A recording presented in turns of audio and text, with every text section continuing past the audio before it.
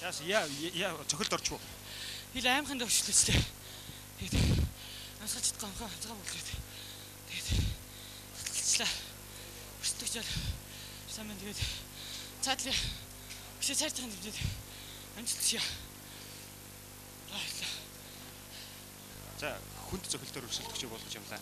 Ер нь өрсөлдөгч тамирчин хэр ур чадвартай тамирчин санагдав?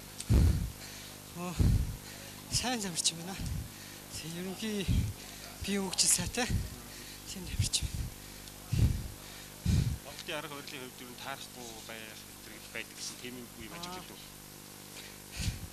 Би эхэндээ одоо иргэ тамирчин бол баруун тамирчин байсан.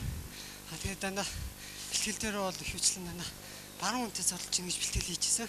Сайн тамирчин адилхан солгоо тамирчин байна. Тэгээд жоохон тактик хувьд жоохон тийм хөлөө. Дараагийн тулаанууд ч амжилт хүсье. За баярлалаа.